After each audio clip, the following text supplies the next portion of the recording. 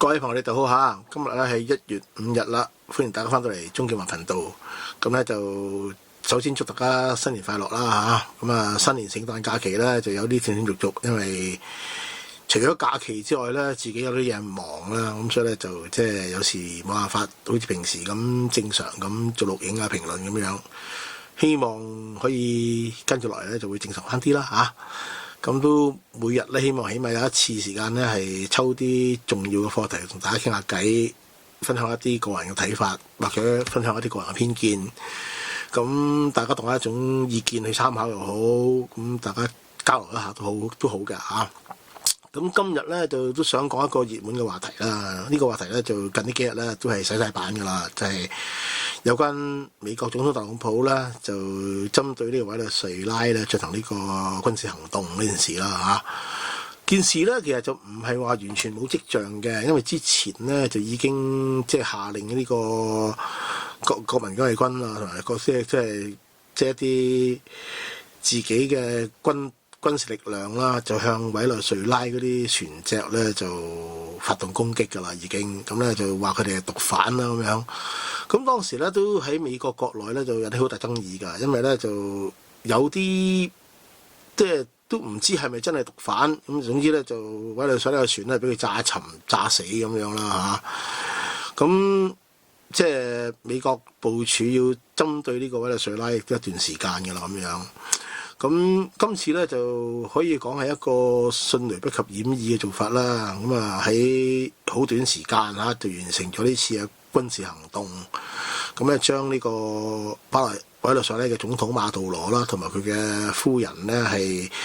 即係直搗黃龍啊！去到首都卡拉卡斯啊，咁啊入到總統府，將呢個即係總統兩夫婦咧就押走，送上戰艦，然之後送翻去美國。咁而家喺美國咧就等待進行呢個司法程序，就以呢個販毒相關罪名咧係要佢哋即係受法律制裁咁樣。咁即係件事個後著係點，仲需要睇落去啦。咁但係即係件事本身咧令人驚異嘅地方就係，雖然我哋話件事都唔算太意外咁樣。咁但係咧就真係美軍嗰個軍事行動咧，呢次可以講係空前成功㗎。咁啊，即係短短3個鐘頭啊，就破壞咗即係委內瑞拉嘅防空系統啦。有個講法，以前大家都信㗎嘛啊，委內瑞拉嘅防空系統咧得到俄羅斯同埋中共嘅軍事技術嘅支援咧，係足以抵禦美國嘅威脅咁講啦嚇。咁但係呢次咧就短短3個小時咧，就一切即係神話咧，就一切都破滅啊！而且更加重要嘅咧，就係同過往歷次美國呢啲所謂獵狐行動式嘅軍事行動唔同咧，呢次咧就時間好短啊！而且咧就即係短到即係我哋瞓着咗好似發生啊，瞓醒覺已經完咗啦件事啊！咁就而且咧就好短之餘咧就。美國竟然係基本上不費一兵一卒嘅啊！咁即係據講咧，只係得有1-2架戰機係受到一啲損毀，咁但係已經即係足以完成任務啊！咁咧就直搗黃龍，將總統兩夫婦押走咁樣啊！咁無論點講都好咧，個好成功嘅軍事行動，咁咧亦都足以證明咧，就美國嘅軍事實力咧，仍然都係相當之強。亦都係相當之有經驗，亦都相當之即係有效率嘅一隊軍事隊伍嚟㗎啊！咁咧就相對於其他即係拋浪頭式嗰啲啊，就係冇呢個實戰經驗嗰啲所謂軍事強國咧，咁我相信咧就明顯係有一啲有理由啦，相信有明顯嘅距離㗎咁樣啊！咁而且講到即係個防空系統咁勁啊，咁但係竟然咧就咁輕易就俾呢個美軍咧係短時間之內瓦解啦。咁我相信咧，對於俄羅斯、對於中共咧，就真係可以講面目無光啊！真係可以咁講啊！亦都説明咗啦，即係大量咁透過呢個喺個國民產值裏邊投入更多嘅資源，進行所謂軍事實力嘅強化咧。就唔足以係即係説明呢個軍事實力好強嘅。俄羅斯軍事夠強啦，係嘛？應該冇啦，全世界咁但係打呢個烏克蘭打咗幾年，都仍然即係膠着狀態嚇，要靠特朗普幫佢撐場先可以即係推出一啲所謂和平方案咁樣嚇。咁呢個就説明咗啦，就美國軍事實力都好強啊。所以如果美國係可以正正常常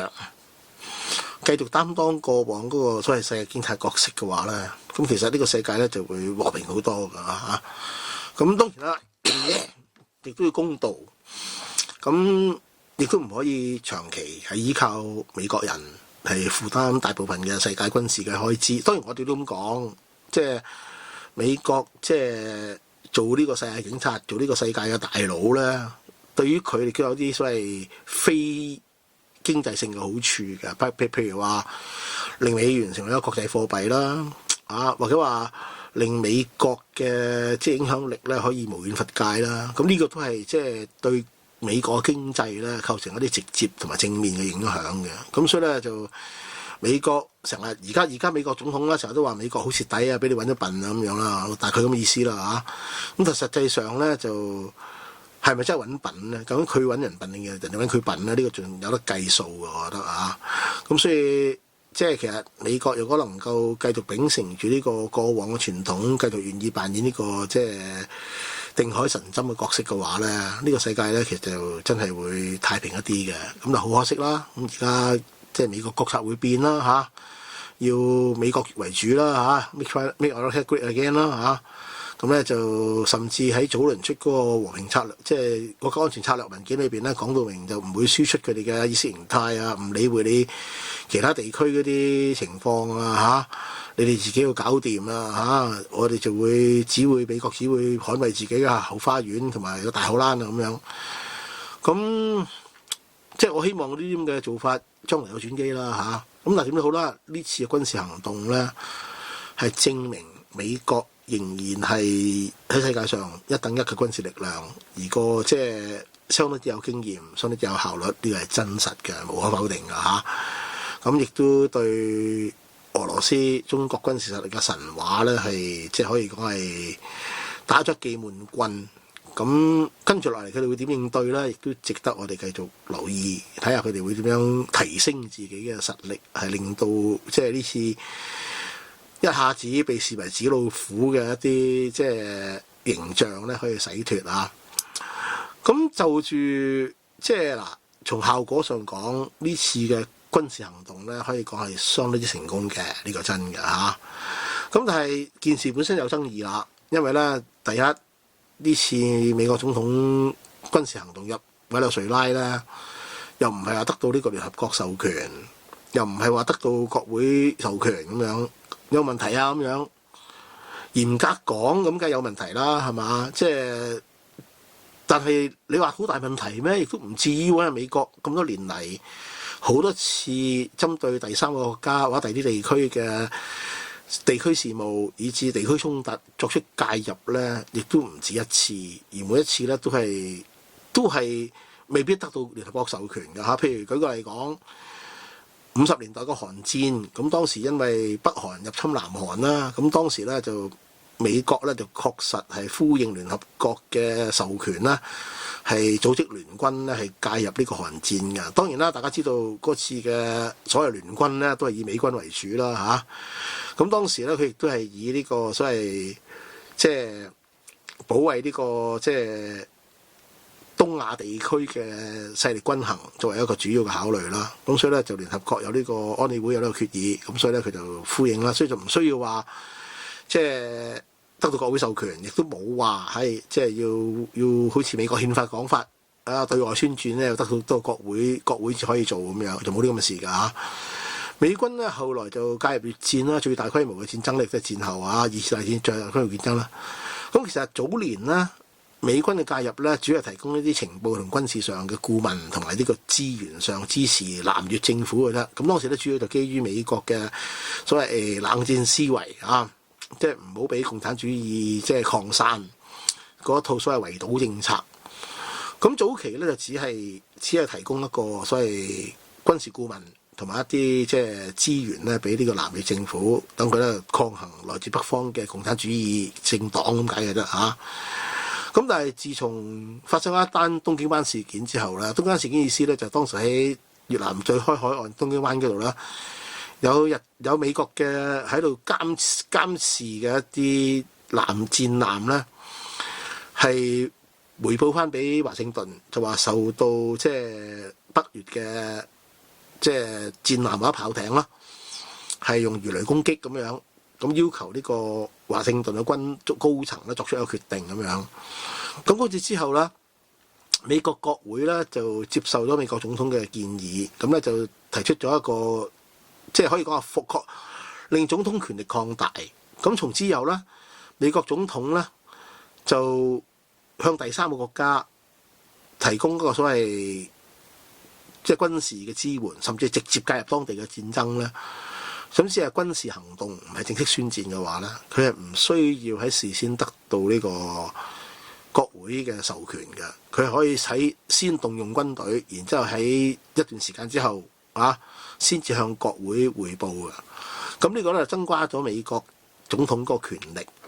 調動軍隊嘅權力啊。咁亦都事實上咧就造成嘅結果啦。美國往後幾十年啦，佢哋一直都係以軍事行動之名咧，就唔係以正式宣戰之名咧，係介入咗好多地區嘅衝突裏邊嘅啊。嚴格講，美國喺二次大戰之後咧，從來未試過向第三個國家、第二個國家正式宣戰，但係軍事行動咧就好多噶啦嚇。就算去到2003年伊拉克戰爭啦，美國政府都係同呢個其他國家組成聯軍，英國都有參與組成聯軍，就以伊拉克有大殺傷力武器作為呢個藉口，作為一個理由，然之後咧組成聯軍，就採取呢個聯合軍事行動，咁咧就當時就2003年嘅伊拉克戰爭，咁大陣仗都係用呢個所謂軍事行動呢個名義，就唔係正式宣戰嘅咁所以咧，呢個亦都係東京灣事件之後咧，美國總統權力擴大嘅一個後果嚟嘅咁所以咧，其實嚴格講啦，雖然喺委內瑞拉事件之後啦，有美國國會議員就批評，即係特朗普即係違反呢個憲法，冇呢個向國會取得授權，就向呢個即係入侵委內瑞拉咁講啦。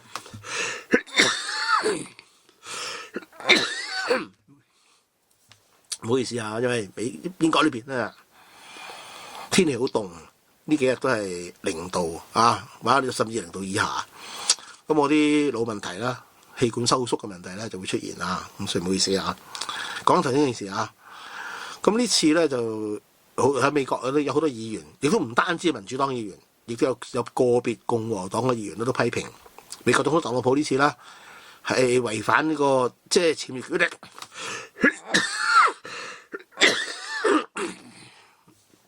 咁未經國會授權，就向呢個委內瑞拉入侵咁樣。咁但係如果美國總統堅持呢個即係軍事行動，唔係正式宣戰嘅話咧，咁你又好難話佢違反憲法嘅喎。佢確實冇違反憲法，呢個真㗎咁至於你話佢唔係根據聯合國嘅憲章違反國際慣例，咁呢個咧事實上咧，你從呢個美國喺歐洲歐洲好多國家嘅領袖發表嘅聲明裏邊，同埋啲報章評論裏邊啦，係確實有呢方面嘅憂慮嘅。因為咧就即係美國總統悍然係直接入侵呢個第二個國家嘅首都啦壓走佢哋嘅總統啦咁呢啲咧都係一啲極之嚴重嘅軍事行為。咁又冇得到你話呢個馬杜羅係獨裁者一回事啦世界個個都話佢老獨裁者㗎啦咁但係呢個咁嘅行動咧，有評論就認為特朗普咧係將美國咧係普京化，亦都有好多人咧認為咧就開咗個相當之危險嘅先例。係咪咁咧？咁我哋唯有亦都等往後嘅事實咧去證明係咪真係咁樣啦講翻件事嘅本質，即係委內瑞拉咧，即係嗱有啲嘢我哋都即係係咪需要接受針對一個邪惡嘅人或者邪惡嘅集團用一啲不正當嘅手段咧？呢個係一個值得爭議嘅問題。但係有幾樣嘢咧，亦都係無可否認嘅啊！即係除咗話美國總統唔可以話佢違憲，呢個係唔係事實之外啦，有啲嘢都唔可以否定嘅。譬如話馬杜羅確實係一個獨裁者，咁佢做總統呢10幾年啦，其實最近嘅選舉已經俾人話佢操控選舉、做假選票啊，因而先可以勝出。咁所以咧，佢喺即係國際社會眼中咧，佢嘅執政嗰個政治嘅認受性咧係好低嘅。咁就算喺國內亦都係一樣啊。委內瑞拉國內啦，當然亦都有啲保皇派。咁但係咧，普遍咧就對於馬杜羅嘅領導咧，其實不滿嘅人相當之多嘅。具體數據就冇啦，因為你冇下做民調啊嚇。咁但係咧，不滿嘅人相當之多嘅，所以佢執政期間呢，有大量嘅委內瑞拉人呢係流亡海外，即係好似香港人咁樣流亡海外啊。咁呢個製造咗大批嘅難民，呢啲難民呢好多都係去到美國，咁有部分亦都會對美國嘅治安、社會秩序構成一啲損害啦，呢個真實啦嚇。第二呢，亦都令到美國總統呢次有藉口嘅呢，就係話美國。即係嗰啲毒品問題啦，其中一個主要嘅毒品來源咧，就來自呢個委內瑞拉。咁可能係佢哋生產嘅毒品啦，亦都可能係一啲中轉站啦。點都好啦，即係好多美國面對嘅違禁品、特別毒品咧，就來自委內瑞拉嘅。咁咧就被視為危害到美國嘅即係正常啦嚇。咁所以呢次咧就成為咗即係美國總統採取軍事行動嘅藉口。咁嗰啲販毒問題咧，其實有部分咧係確實係有證據顯示咧係有國家行為嘅性質嘅，即係話得到政府嘅支持。因為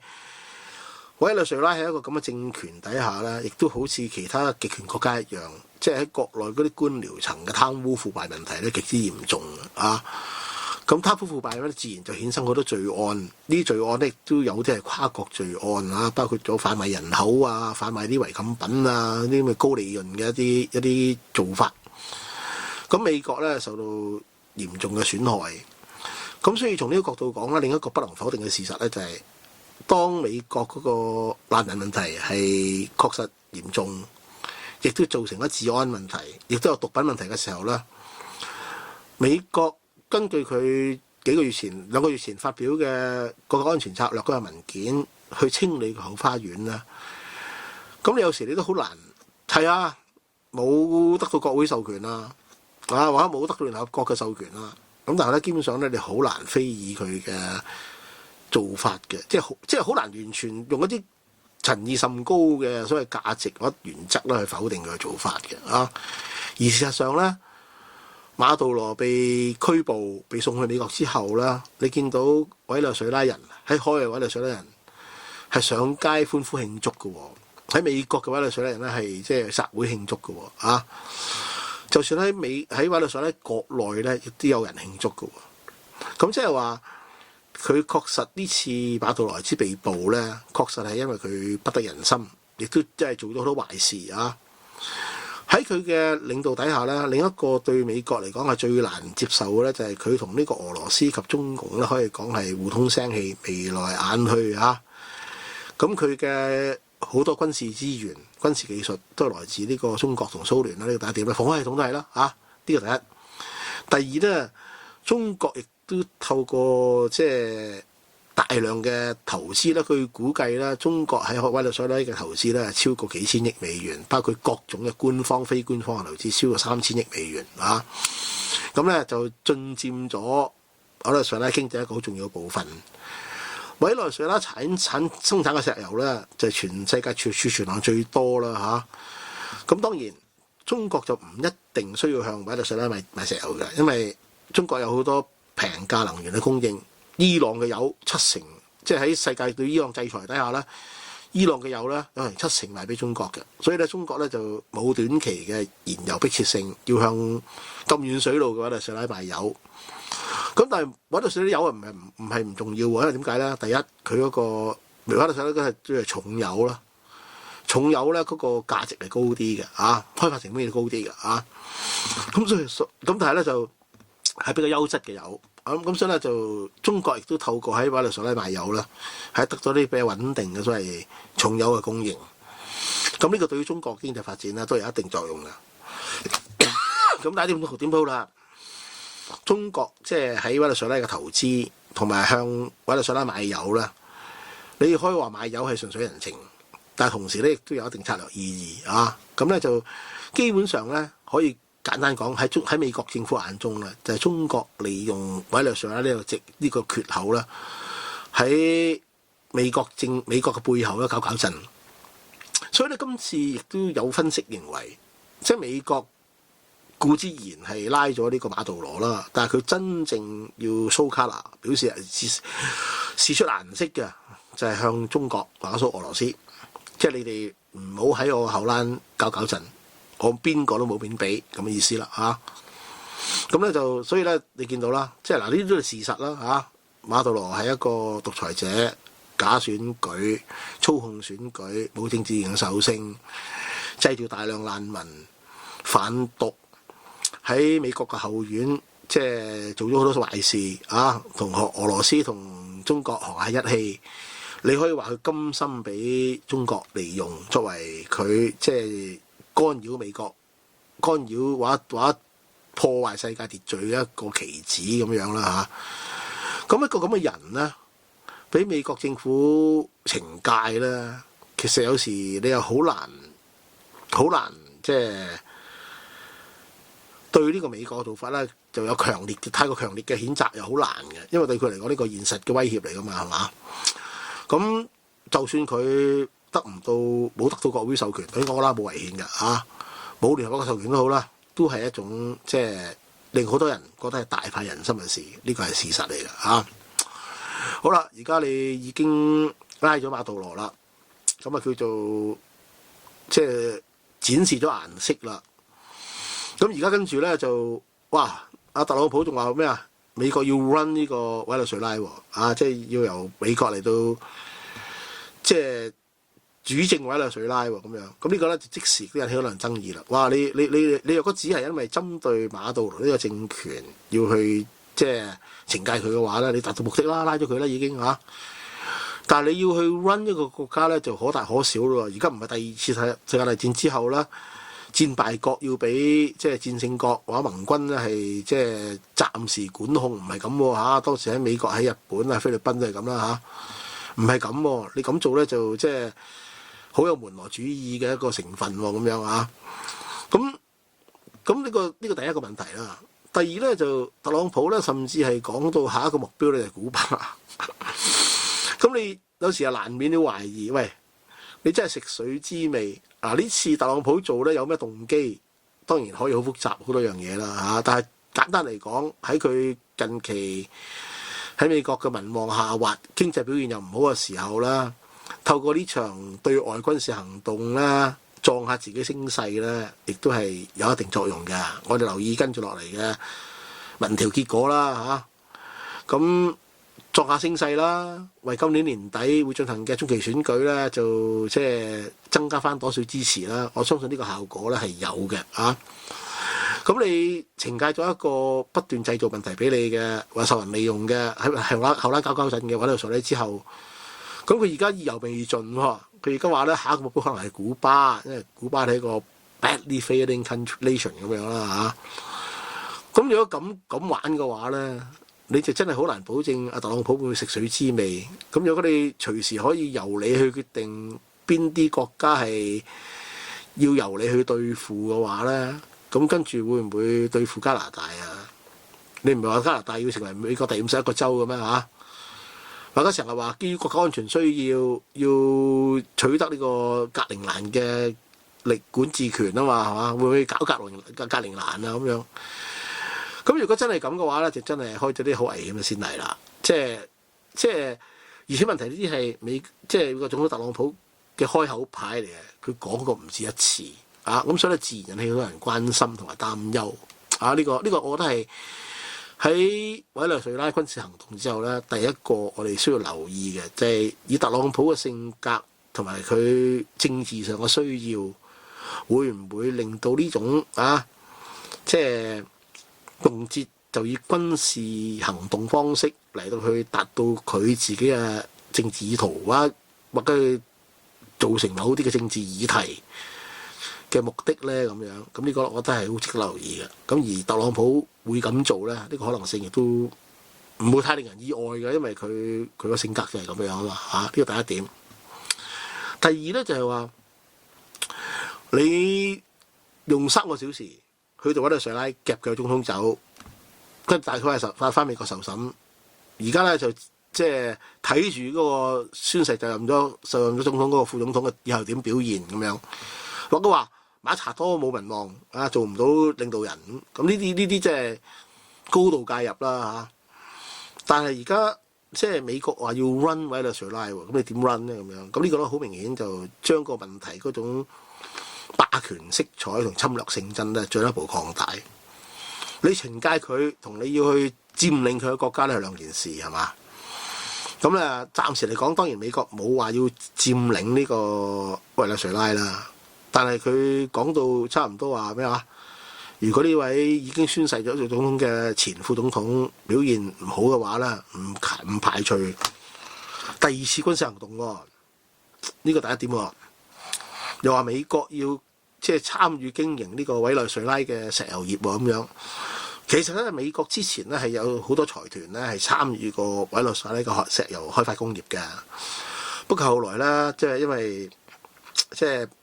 委內瑞拉亦都迎合呢個俄羅斯同中國嘅需要啦，咁咧就將嗰啲所謂石油產業咧嘅產能咧國有化，咁咧就收咗好多即係私人投資嘅資產，咁所以咧就美國嘅石油企業咧亦都喺委內瑞拉蒙受咗損失。咁喺咁嘅情況底下咧，特朗普話即係而家解決咗呢個馬杜羅之後咧，美國就要即係參與經營即係委內瑞拉嘅石油。咁呢個咧就直接去即係侵犯一個國家主權同埋佢本身嘅資源啊，咁樣。咁呢個咧亦都係一個危險嘅先例啊。咁呢個第二點係咪會真係咁做啦？會點做咧？對於中國有咩影響咧？呢個我哋亦都係需要繼續留意嘅。第三咧就係呢個同過往都一樣啊。你去用軍事行動去解決一個獨裁者，解決一個你唔中意嘅人，薩達姆又好查韋斯又好，點都好啦。你係話而家馬杜羅都好，你都可以做嘅。你做美國係做到嘅，足夠實力做嘅好有效率添。但係做完之後，你點樣令到呢個國家唔會因為權力出現真空而出現更多嘅問題？好老實講，如果委內瑞拉因為馬杜羅嘅下台而出現咗國內嘅權力或者冇呢個足夠嘅政治上嘅權勢去鎮得住局勢嘅人出現嘅話咧，咁委內瑞拉國內出現一啲進一步嘅動亂，甚至引致一啲更大嘅問題。咁到頭來咧，除咗話委內瑞拉人受苦之外咧，美國亦都唔一定好過，因為一旦有咩事嘅話，可能更加多嘅難民湧去美國，咁你咪偷雞唔到蝕渣米，係嘛？咁所以咧，跟住落嚟點樣令到委內瑞拉嘅局勢係穩定？呢個亦都係一個好關鍵嘅問題。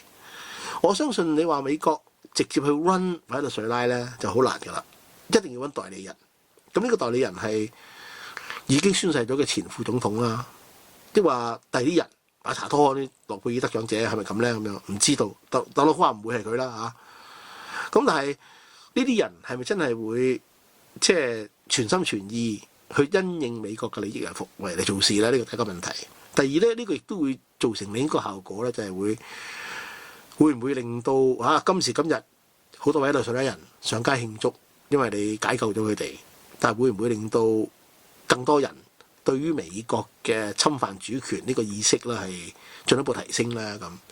咁呢個都係啲後續嘅問題。呢個後續問題咧唔會因為你3小時有效呢個軍事行動咧係可以完全處理到嘅。咁所以咧，委內瑞拉喺未來幾個禮拜存在嘅變數咧，仍然都係相當之多嘅我哋會繼續留意相關問題，有機會再同大家分享。今日講到呢度，希望大家繼續點讚、分享、訂閱鍾劍華頻道。多謝大家，祝大家新年愉快，新年進步。